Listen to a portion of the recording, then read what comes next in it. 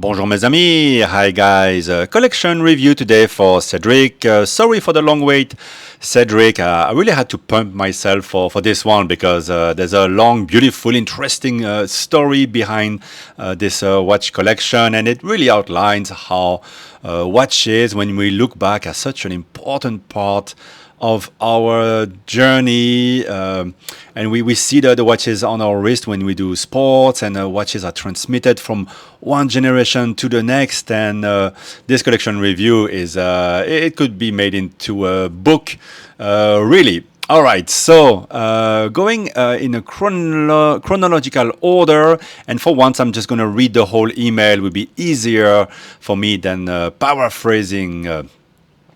So this is the watch journey of Cedrik. He says, the blue dial groovy Seiko was a gift from my parents circa 1972-ish. So I was about 12 year old. So I guess Cedrik was born in 1960. My older brother got the same one, and I remember thinking it was pretty cool, though I don't remember wearing it much. The Befora pocket watch was a gift from my German grandmother for my 14th birthday. I used that watch as my primary watch for a solid 10 years, which was pretty unusual, but I admit I have my quirks. But then I lost it while cross-country skiing near Lake Tahoe and just about forgot about it. Around 15 years later, late 1990s, and the internet is a thing, and I get a call at work. Hi, did you lose a gold pocket watch? I was taken by surprise, but when he said where he'd found it, I remembered that was where I'd lost it skiing. It had sat in the dirt and snow for years, but still ran. He sent it back to me and refused to accept any reward. There are some good people in the world. The 1954 Omega Seamaster was my dad's only watch, and I remember him regularly hand-winding it while on his wrist, which I've learned isn't good to do. After he passed away, I had the Swatch HQ in LA send it back to Switzerland, and now it runs great, around plus 2 seconds per day. Omega returned the parts, and I was pretty surprised at how few were actually replaced. I really like sector dials, and at some point this watch was redialed because it's manual, not automatic as the dial states. 34mm is small for me, but I wear it now and then to remember him. In 2015, I learned to scuba dive in Thailand and got the orange Seiko Solar Quartz for around $130. I retired the next year and traveled the world extensively, including places like Brazil, where you don't really want to flash a nice watch. I've had a lot of adventures with that thing, including tandem hang gliding in Rio. Although I've appreciated watches and enjoyed them since I was pretty young, I decided it was time to get a nice watch. I ended up selling the longer Patek watch, one of my few minor regrets I have, and used the proceeds to fund more travel and for seed money for a watch. I can't remember how I stumbled onto the Breitling Super Ocean 242, but it spoke to me. After a trip to Iceland, I had time to kill at the airport and wandered into the Breitling boutique.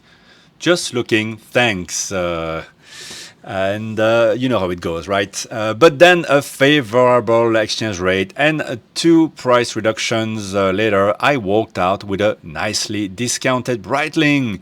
Yes, that dial is crazy busy, but it's sort of like a pilot's dive watch, diver's pilot watch with the Arabic numerals and a 24-hour scale.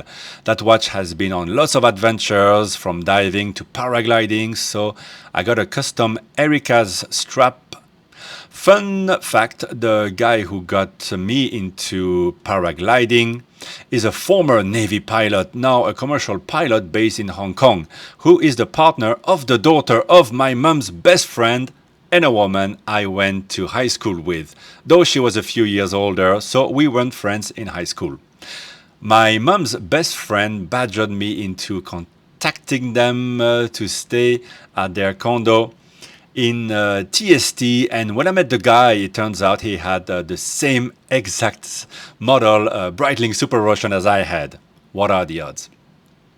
By then, I started really getting hooked on watches, and as 2020 approached, my 60th birthday, I'd learned about Grand Seiko, also founded in 1960. I decided it would be good to have a complication in my assortment of watches, so I got the SBGM 221 address GMT and at a discount from an out-of-state AD. Yes, that dial is amazing, and the last two times I used the watch tracker, it was minus zero point 0.1 seconds per day and 0.2 seconds per day.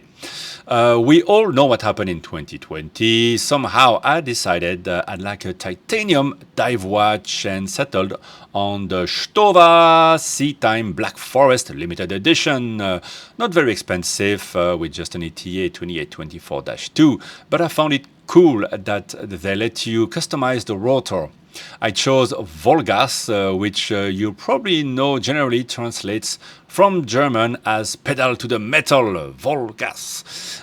Shortly after getting the watch, I had a really bad mountain bike crash, though I don't think the reason I crashed was because I was going Vollgas. As I mentioned before, I've gone to 40.7 meters scuba diving, advanced open water to 30 meter, but I want to dive wrecks in the Philippines, which are often deeper than 30 meter. The Habring 2 Felix appealed to me for the nicer horology on a budget angle, and I also like having things few others people have. They only make around 200 watches a year, and after watching the Habrings talk at the Horological Society of New York on YouTube, I really felt good supporting them.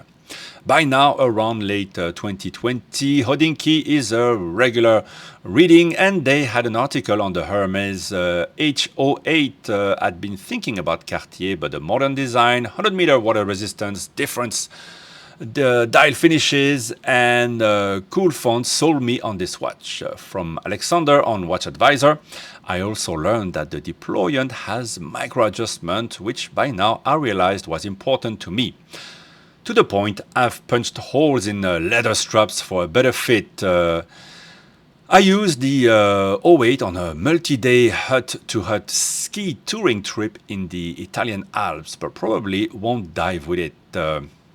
With any watch enthusiast, Rolex is always somewhere in mind, and I quite liked the Red Oyster Perpetual. However, I knew it was really hard to get, and for such an expensive watch, for me, it's a niche color. Enter Hodinkee again with the Sinn special editions in different colors. I got the Carnelian red version, which is really orange. Last year I went paragliding in Colombia and didn't want to wear anything too expensive, so I chose the Sinn. I like that it has no date, is very legible, and is pretty thin at 11mm to fit under my Lycra flying jacket. And it's a perfect watch for quaffing aguardiente, Colombia's national liquor, on the top of a party bus after a good day of flying. I also chose it for a bike tour from south of Munich to Lake Como, crossing through Austria and Switzerland on the way. Eventually, you sort of need a Rolex, right? But with the hype by 2022 and my refusal to pay over retail, I thought it would be a fun game to get in on.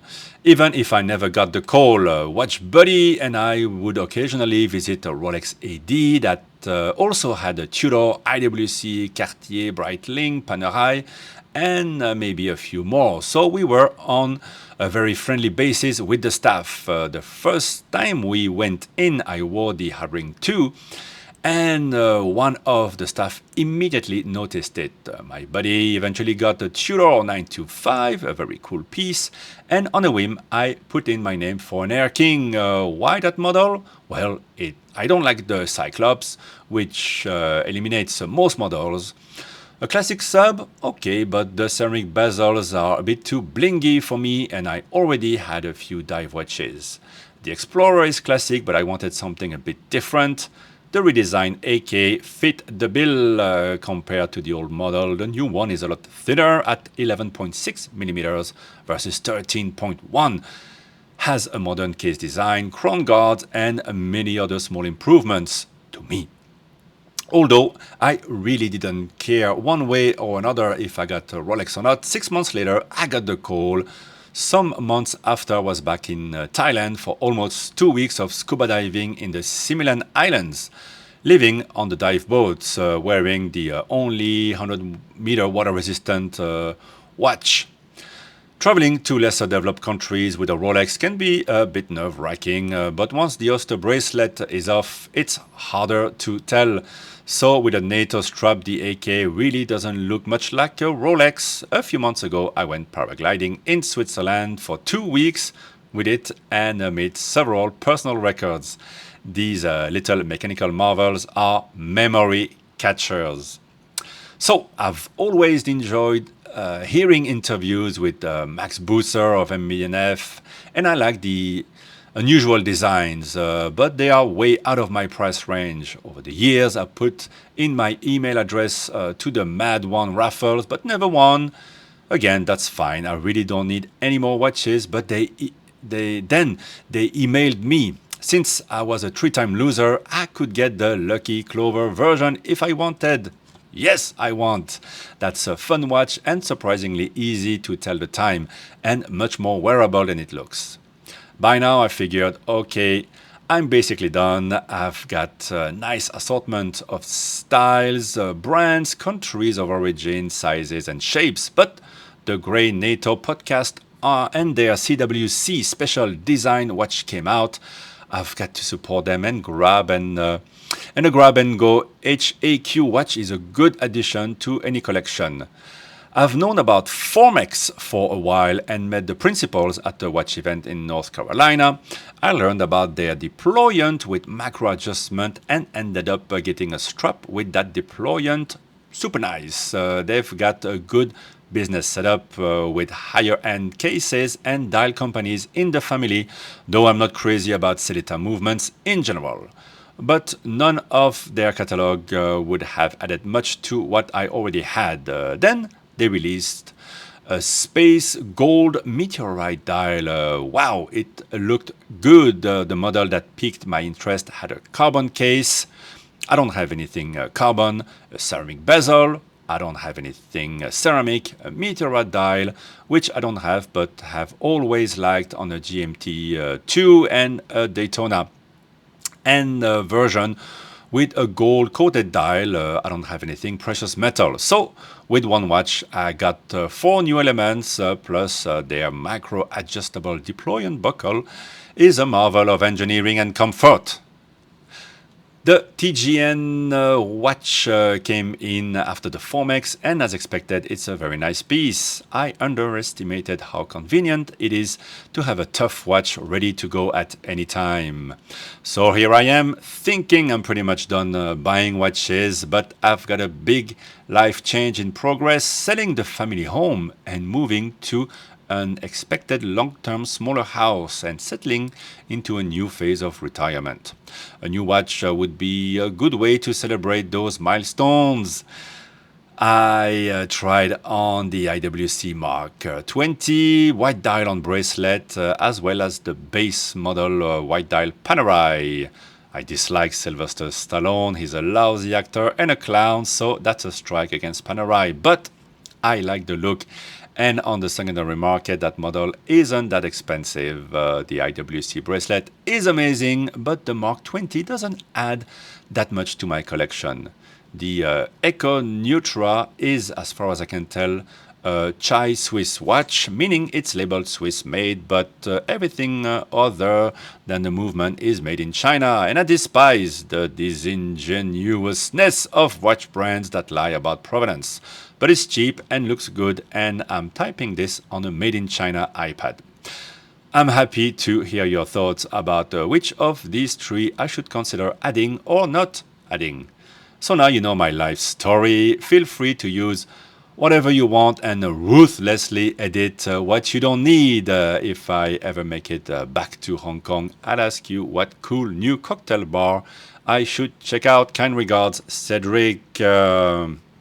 Wow, Cedric. So thank you for sharing the stories, the cool pictures, and it really goes to show that there's two approaches to watch collecting, and sometimes the collection just happens as life goes, and the watches can be a memento of a life, and the other way is a bit kind of like what I do. You just amass a bunch of things, a bunch of watches that you wear always in the same circumstances, and maybe a few of them tell really a story as interesting as Cedric's.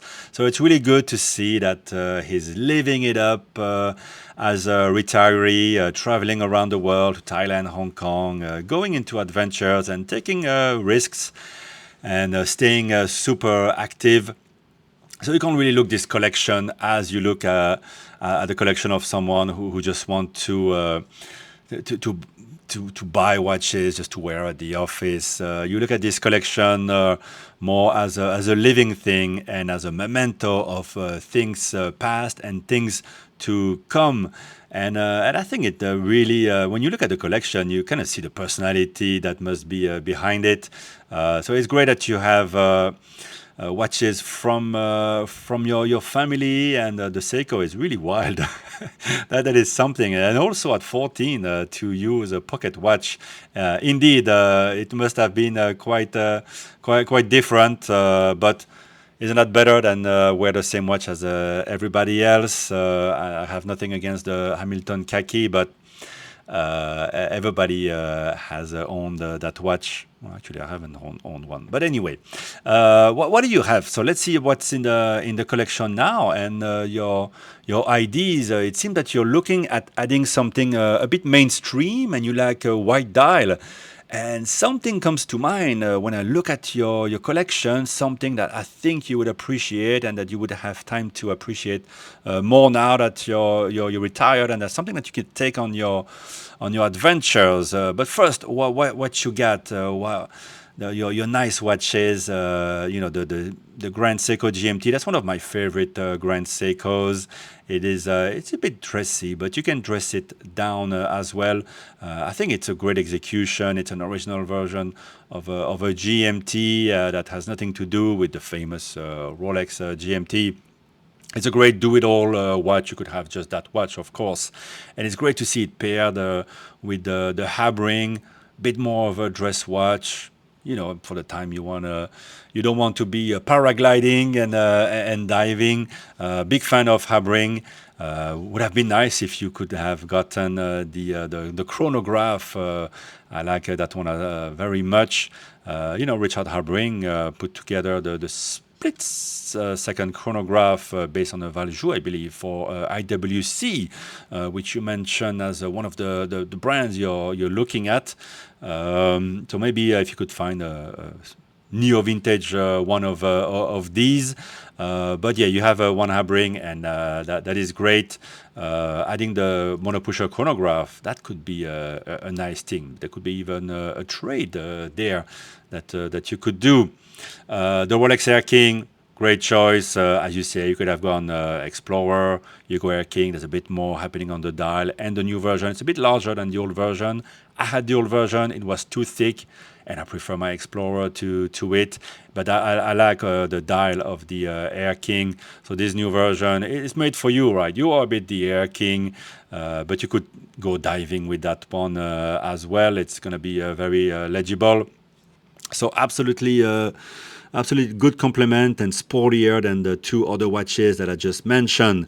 Even more sporty, a real dude's watch, and it seems to me like you're one of them. The Breitling, that's made for adventure. So totally ideal for you. The Hermes is a very original choice. Not many guys would think of it. I like it. And Hermes, they kind of have a bit of a independent approach to watchmaking. It's a bit different, like Chanel as well. I like them. I like both. I think it's a cool choice. It stands out, and I think it keeps the owner interested, doesn't it? What else do we have here? You certainly have very sporty watches, purposeful, Formex, Zinn, Seiko, Zinn, great quality, impossible to destroy these watches. So yeah, they suit your lifestyle, and as long as you love them, well then that's wonderful. And then of course the MBNF. Very lucky that you get to grab that one. Very nice on the part of MBNF to allocate you finally a watch. It's funny. It's so different from everything that you have. It's funny that you were interested in that one, and I'm really wondering how it makes you feel, and when you wear that watch, and how people look at you. You're not. The spring chicken anymore, and you have this cool, futuristic watch. It's great that it adds something, a very different dimension to your collection. And of course, I forgot to mention your classic Omega. What a beautiful watch, and it's great that Omega can service a watch like that, and a testament of how durable they are, that they didn't need to replace many parts. It's just a beautiful watch. You could wear just that as well, and it looks like it's a Seamaster, made to withstand rain and dust. Back in its days, so you could also wear that a lot more. So yeah, the collection just suits the persona, and I suppose that's all a collector should be aspiring to. But many of us, we just accumulate the latest, newest thing, and the collection doesn't really mean anything because it looks like many other people's collection. This collection here, well, it looks exactly like you. And let's move on a bit to what you want to add. You're talking IWC Mark 20 white dial, IWC, another dude's brand, along with the Breitling. But of course, it won't win first prize for originality. The Panerai, the Panerai life is a life of its own, right? It's such a look that's so special, so different from everything else. I think everybody likes Panerai. I like Panerai. It got so big, and now it's there's so many SKUs. Difficult to choose one. Interesting that you're looking at the white one. My favorite has a sort of a slate dial, brushed, with the full bracelet. Maybe one day I will own one of them, but I feel that there's such a statement watch. When you go for Panerai, you only wear Panerai. I don't feel like wearing a Panerai and then switching to something else. And funny, you mentioned Eco Neutra. Yeah, what you say about the label Swiss made, but really parts being made in Switzerland. Come on, what is new? What is new?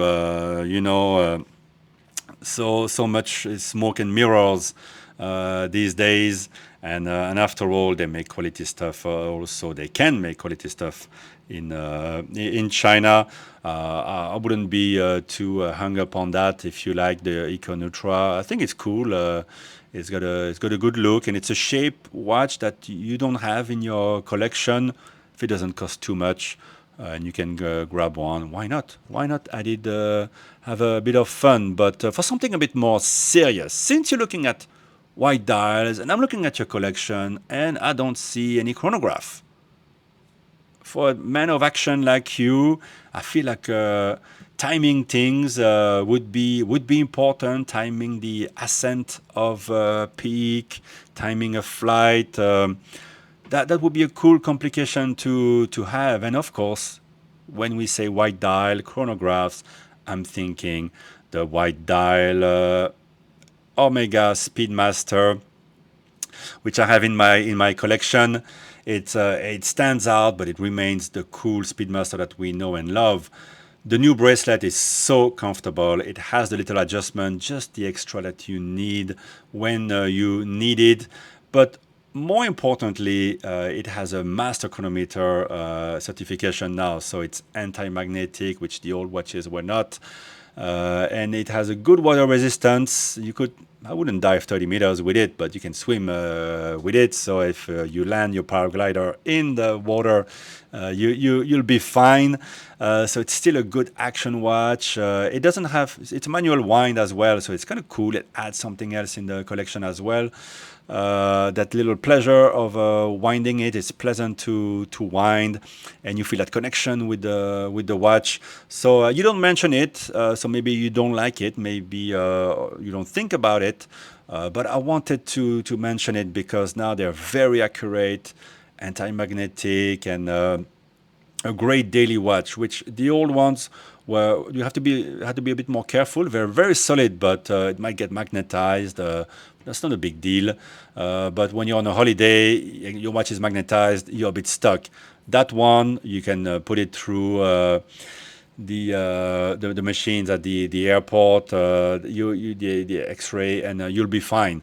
So I kind of prefer it to the IWC, but if you get a good deal on IWC and you love it, why not? You're gonna get good deals on them. You're gonna get good deals on Panerai as well. You're gonna get great deals on Omega as well. They tend to lose 30% pretty quickly. The white dial is kind of the new thing. It's gonna take a while, but I would add that. I think it would be a greater complement to your collection if you want something a bit flashy. The white dial, it's so white. It's ultra white. There's no whiter than that white, and I think it makes a great impression. So just a suggestion. Go to the Omega boutique to check it out, and then you can compare it. On the wrist, it feels so good. It's 42 millimeters that have never worn so small for a Speedmaster. I think anybody can wear it, and I'm sure you have the wrist for it, no problem. If you can wear the Air King and the Breitling, you can wear that as well. So that would be my suggestion. That would sort of meet the kind of guy that you are, the things that you do, and what you're missing in your collection. But you have a whole bunch of viewers of the Optic Watch Review channel to tell you in the comments what they think about your pictures, your life, your collection, and what watch you should buy next. So all the best settling in the new house and picking up your next watch, and most importantly, keep enjoying your retirement. I can't wait for mine to come and have the whole day to play guitar, go to the gym, play tennis, and enjoy my kids, of course. So yeah, I'll see you, Cedrik, if you come back to Hong Kong. I don't know if I know any cool bar. I'm kind of a boring guy.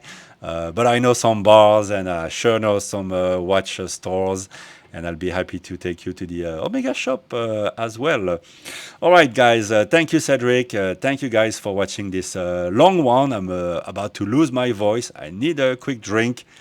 Bye-bye, guys.